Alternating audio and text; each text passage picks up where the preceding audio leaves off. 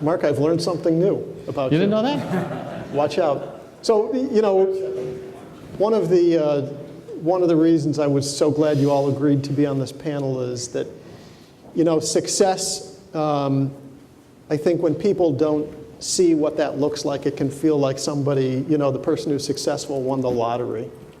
And what you actually know, of course, growing a company is, you know, how much you bleed and sweat over it. I'm curious about your challenges, Bonnie.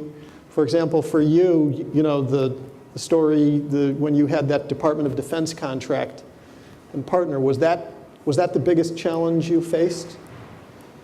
I think so. I mean, that was the challenge that could have closed the doors. So Maybe if you want to give a little detail for people that don't know, or I can if you want to. sure, I'd be happy to. So Relive this bad moment for us. Well, it has a good. I think I need to have some onions or something. I can't get the tears going anymore. We were, my first company that I founded, it was a clinical infectious disease testing laboratory. And one of the things that we did right, and I was just talking to somebody before, and he was asking me some questions, and I was telling him, well, I think that we were, you know, rather lucky, you know, to be involved in understanding the growth of the field that we were in. But then I started thinking about it, and maybe it was a little bit of luck, but I think it was more knowledge of the industry and really understanding how the industries were going to go, whether it be the medical field or the software field. But we were one of the very first laboratories that did molecular diagnostic testing. And this became very, very important during the AIDS epidemic, because it became the gold standard of how to do testing for the presence of the disease. So the DoD had a contract out for a laboratory to be doing all of the HIV testing throughout the world for the Navy, the Marines, the recruiting stations. And these involved the bases all over, all the bases. And then to be able to take that data and then have it transmitted into the DoD's main computer base. So we had never done anything, you know, of that scale before, and it was an RFP that came out from the department, and we decided to go for it. Well, we could certainly envision how to go about doing the laboratory side of it, but we had no clue as to how to do the IT part of it. And unfortunately, I didn't know any of these guys at the time. So we wound up partnering with a company just outside the Beltway that had done some previous work with the DoD, and that they would develop the system, the transmission of data system, and then we would, of course, build out the labs, which was a complete robotic lab, high throughput lab. So lo and behold, we get the contract, and the requirement is to have a laboratory in place ready to be testing specimens in 60 days. So we were, you know, but That's 80,000 samples a day. 80,000 samples a day from all over the world. Okay, many funny stories about that, but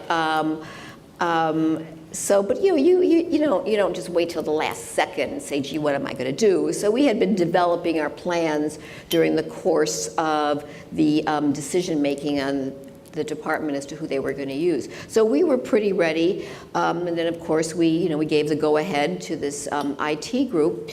So we're going through it, 60 days, the specimens are coming the next day. We were ready, we had everything qualified, the whole thing ready to go. In the meantime, this software company had been showing us these screens of how this was going to be done, and they don't worry, it's going to be done. Well, as you can probably all guess, the day that the samples came, there was no software program. Okay, they ran into difficulties.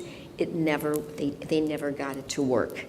So, and then a lot of these contracts, of course, say that, if you don't perform, not only do you lose the contract, but there's also significant financial penalties for you.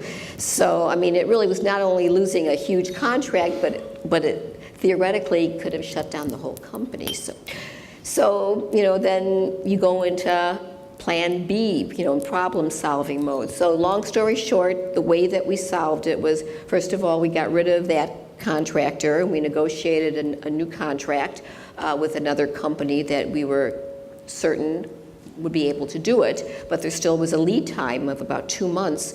So what we did is we took a floor of the building that we were in, and we got banks and banks of PCs, and we hired people, and around the clock, 24/7, everything was manually entered into this program, into this, I don't know, Excel database or something, that was then transmitted to the Navy. And we wound up being successful, and we chose the right partner the second time, and it was a very profitable and long contract that we had with the Navy. So. Despite Admiral screaming at you in the middle of the night. Well, that was, I had the commander of the Southern Fleet calling me at like 3 in the morning. That was more of an ego thing. He everything was coded. There was no names or anything, and he needed to know. These Navy guys, they're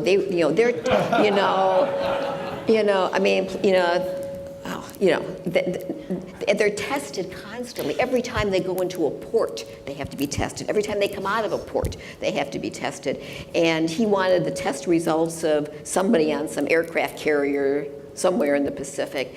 And I couldn't give it to him because I couldn't. There's confidentiality.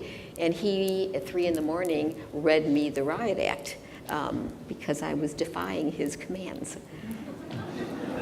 I told him I hadn't thought that I enlisted yet, so.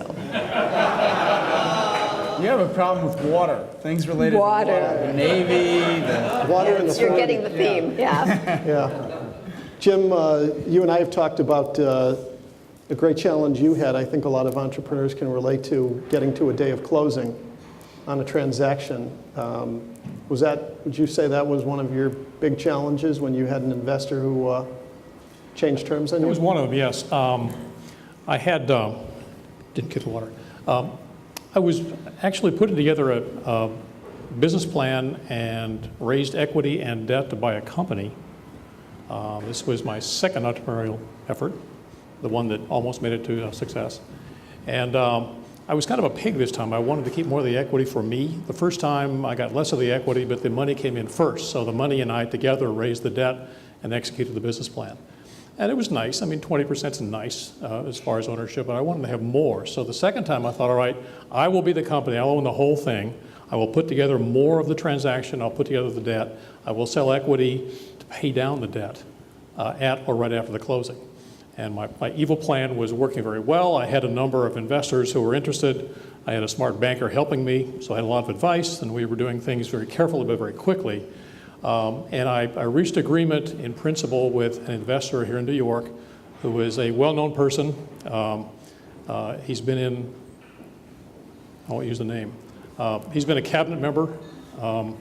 Everybody would know his name if I used it now. We had a great meeting of the minds. He liked me, I liked him, he liked the business plan. We literally hugged in his office. Sunlight was streaming through the windows that day. The birds were singing. It was just going to be great. So I thought I had that locked up, and then I went about locking up the debt and working on the acquisition, and everything was coming together toward a closing. And right before the closing, I got a call from this fellow's investment banker. I didn't even know he had a banker in the picture. His banker called my banker to say, we think Jim wants this deal more than my client wants the deal. So here's Jim's new deal. This is like 10 o'clock in the morning. The new deal was a smaller equity bite for me and a PIK nature to it, so if we missed any numbers, my equity shrank. And odds are, over time you miss a number here and there, I would have gone to zero pretty quickly, obviously. And by the way, you've got 2 hours to say yes. 10 o'clock to noon. Well, the banker that I was working with was smart enough to have hot standbys. This is in the book. Bob and I have talked about it a lot. We had a number of other investors we never quite said no to. We talked to them a lot during the process, and we told them we have someone we're proceeding with, but we're not sure. Will you please keep the file open? Please keep talking to us. And we had been talking to a number of other investors, even as this primary investor looked like he was going to be the one. So we never called the first investor back that morning. We called investor number 2. We quickly wrapped things up with him by noon and went ahead. I never called the first investor back, ever. So I had a hot standby. So that was a very fast-paced, very tough day, but because we had a standby, we were able to make it work. So that was kind of a pre-company crisis. There were other crises that happened in this company's life where we had a hard covenant default on debt when the recession of 2001 hit. We could have lost the company then. We managed to squeak our way out of it with a lot of tough talk with some bankers and some new equity coming in. So there are a number of crises going to come along the way, but that very first one, when the equity tried to maneuver me into some really uncomfortable positions, was a lesson I'll never forget. Thanks, Jim. You know, Glenn, as I'm looking at you here, you could talk about a challenge, but you said something when we interviewed you that has stuck with me. You said it's all personal. We were talking about salespeople, and do any of you ever hear the phrase, you know, you have a customer and you lose the sale and they say it's nothing personal? You want to talk about that?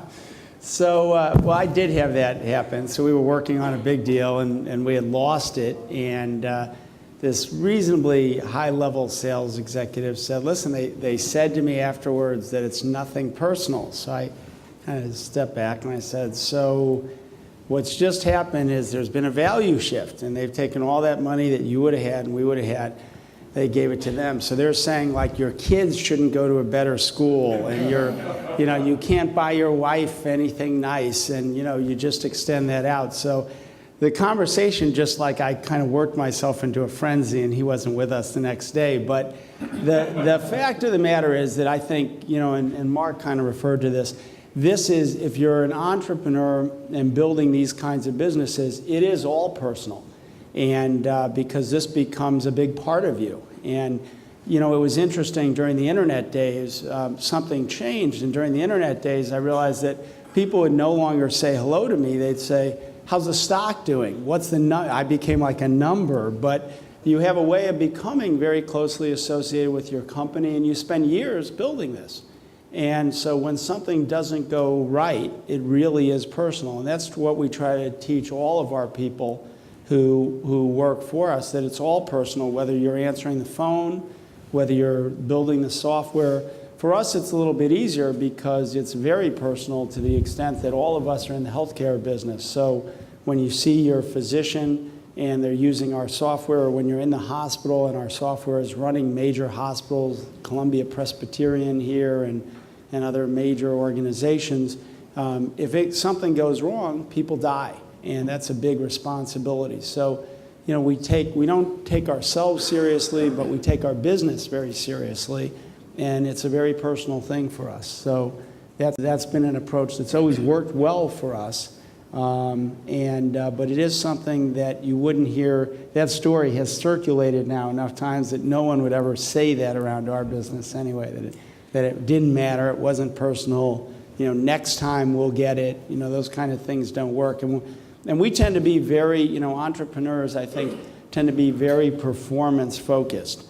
So in bigger companies, you can win and you can lose, and maybe it doesn't matter, and people don't know, why you exist. And the smaller the company is, the better the communication, and the more you are focused on one or two prime customers, the fact that you have to deliver. And so, that's even though we have 6,000 employees now, that's the same kind of ethos that we try to communicate, which is it's personal, it matters, and the client is still king or queen. Mark, I would ask you about challenges. I feel like the last time I did that, I was picking on you. So I'm giving you... No, I'll take a challenge. I can do this one. Well, I know... But I'll pick which challenge. Well, okay, but I got a different question for you, because it amazes me that when you started Answers.com, your second company that also went public, somehow miraculously, Google put you on their homepage for 4 years? 4 years, 10 months. 4 years, 10 months. Roughly. How do you do that? Most of the day. How'd you pull that off?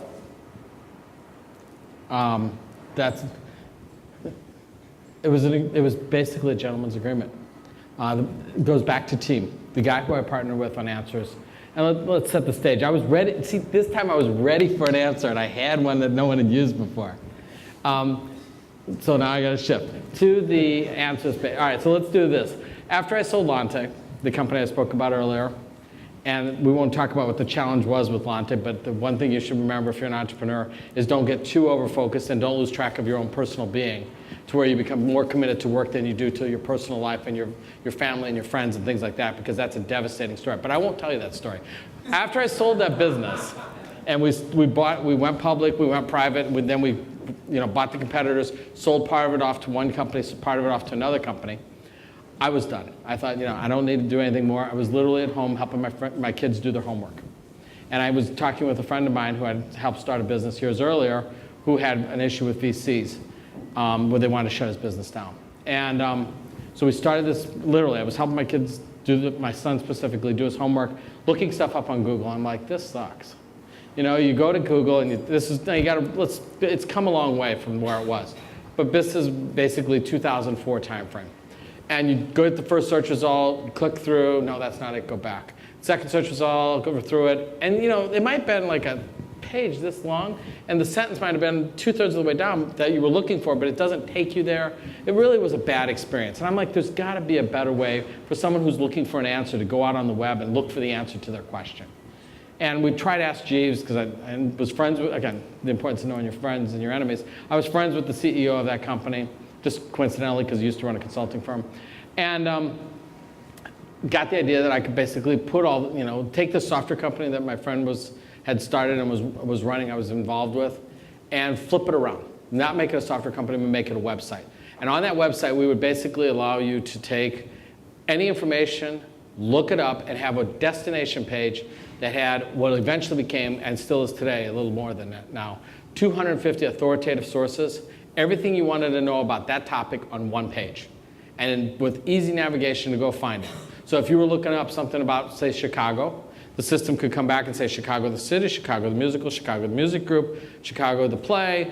There's many different Chicagos, but it would be smart enough to look in the context on the screen and know what Chicago you were talking about and easily allow you to jump to the other ones if it was wrong. I thought that was a cool idea. And so I went to my friend, I said, this is a cool idea.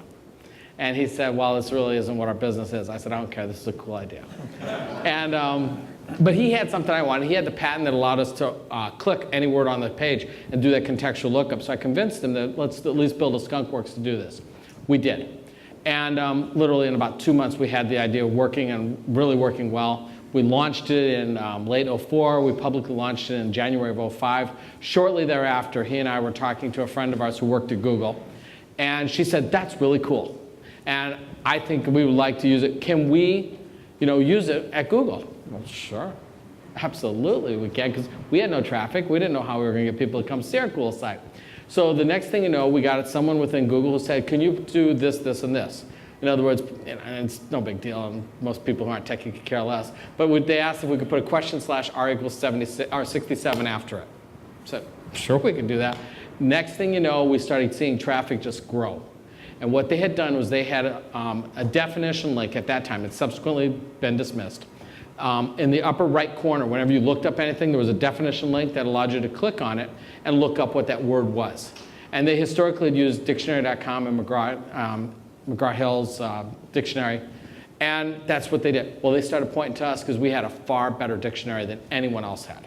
And we could do it with words, we could do it with topics, anything. So if you typed in Britney Spears, it knew Britney Spears was a person, not Britney, a place in France, and Spears, things you throw. And they thought, and so literally, we said, this is great. We want a contract. They said, no, we don't want a contract. We're going to use it as long as it provides value to our user base. We're constantly testing it. At some point, we may turn it off. So we had a very important decision to make. Do we allow them to use it without a contract and bring tons and tons of traffic to our website? Or do we stand by our guns and say, no contract, no deal, don't do that to us? Fortunately, for your 4 years and 10 months, we agreed to go day to day and let it happen. And we basically built a business off of that, because shortly after that, the Wall Street Journal, Walt Mossberg saw this and said, wow, who are you guys and how did you get this place on Google? I mean, literally, every search page had it in the upper right corner. How'd you get that? They like what we're doing. You got a contract? No contract, just an agreement. They can turn it off tomorrow if they wanted to. And then when we went public, that was a big risk point for being public, is that we had no contract with Google. But for 4 years and almost 5 years, 4 years, 10 months, It was up in the upper right corner. It started off to be 80+% of our traffic. By the time they announced 2 months ahead of time that they were going to turn it off, it was less than 3.5% of our traffic. But it really was the piece that got us. And the value of that story was the people that were able to do business with had known us from a former job and knew what we were, knew we were good people, knew we were going to do a good job, and knew we were easy to work with. And no contract was necessary. We were able to pull it off just because of being flexible enough to work with and constantly thinking about how can we be a better partner. Thanks, Mark. It was great. So I want to push back on one thing you said, and that is you said don't lose yourself kind of in your job, stay balanced with family and everything. And as I look at a lot of new businesses and new business plans, I never want an entrepreneur walking in saying to me, I have lots of hobbies, I have a good life-work balance and the like. In fact, even at Allscripts, as big as we are, for an almost $4 billion company, we don't believe, and I have a top culture and talent person that I recruited from Cisco, and she's the best in the business, but we concluded early on we couldn't tell our people that we have work-life balance. We said the best thing we can do is say you have work-life flexibility. So if you want to go home and coach your kids, do those things, you can do them, but then later that night you'll probably be on email. And this is, building companies is a 24/7 job. And, there's this great, I think Billie Jean King said, no one changes the world without being obsessed. And, the reality is there's a lot of obsession in people who are building businesses. So after the fact, you probably said, I shouldn't have done that when I was building Lante. But you built Lante, and you created all this value, and you changed a piece of the world for a lot of people. And that's really how it happens. And so after the fact, I go on these panels, entrepreneurs say, I spend time with my family after you did it. But when you're with a lot of, especially younger people, the commitment to change something fundamentally to build a company isn't, an 8 to 5 job. And that's a big challenge, I think, especially for a lot of our young people, because in this country, when we hire people, they actually want a good balance. And when we go to India, when we're in a place like Brazil, where these young folks are really hungry, and they will do anything to be successful within all ethical and moral bounds. And I'm not talking about that. I'm talking about the amount of work that people are willing to put in. And that's how I would say, not knowing everybody, but if you read the book, the hours that these people and the commitment that they had is extraordinary. And that's a big, don't underestimate just the sheer work, persistence, and commitment that it takes, because that's the biggest factor, I think, in the success of a lot of the folks, even though after the fact they discount it. No, let me just clarify one thing. I believe you need to be convicted to your business. Absolutely. I mean, for me, an average week, an average week was 70 to 90 hours of work. I mean, So, Glenn, I'm sorry, Mark, but Glenn, you're reminding me as you're saying that you were telling me about the movie 2 Million Minutes by one of your board members, it's a comparison of 2 college students in the US at Indiana University, 2 in China, 2 in India. And I'm just going to recommend everyone get a copy of this movie. Before I ask everybody else in the panel, how many of you would describe yourselves as being obsessed with your business? Get your hands higher, I'm just curious. 50%? It's a 50% obsessed audience. Al, were you obsessed with Pemstar, or was your life in balance? Obsessed. Obsessed. Jim? Still is. It's hard to tell where the company stops and I start. And I should say, investors know about this and look for this, and if you don't seem to be that committed to your business, you won't raise the money. Bonnie? Well, I think you have to be. I always tell people when they come to ask me that, if you're not committed and willing to put in the time, then, you ought to go work for somebody. It's a lot better. It's likely to be better for you. But let me add the good news, lest people walk away really dejected, and that is that I also think that if you love what you do, it's not work. So if you have a great team, if you have fun, I always, we talked a little bit about Google, and everybody's probably heard about the 20% of your time well, if you know people at Google, they're there 7 days a week, okay? They get all their meals and everything else. This is a trick. They get weekends to work on anything they want. And I've said to our people, you do too, well, at least Sundays. So anything you want, you do on Sundays. But that is, if you're having fun, this is where the adrenaline rush comes from. And that is, hey, we're changing something. We're making a difference. We're building the company. We're creating wealth for people. I always remember I had an assistant after we did our first public offering. Her mother, she ended up going out and buying a house and essentially paying for it with the proceeds from her stock. And her mother came in, wanted to meet me, and said, I just want to make sure it's all legal. And I mean, this was a life-changing experience that really, and so if you can create that for, a lot of young people and people around you, and you see this happening, and you see customers who love what you do, that's really fulfilling. And it's almost hard. We have young people that we have to send home because they don't want to go home, because they've never received such consistent reinforcement and success and dollars and the like. And so you hire young people and then you start to promote them, and it's fulfilling. But I'd like to say that I think that there's another side of it. And I think that is, certainly if we're talking about the obsession for the entrepreneur, I think that's without question. But when you're talking about your employees, and particularly with highly skilled younger women, I think it's really important that you have the flexibility to allow them to be able to do their job, but still be able to have the family time that they need. I've done that all along. I had this incredible group of highly talented women that were young, and it was the times for them to have their families, and we worked out deals, and maybe for a couple of years, it was less than 100%.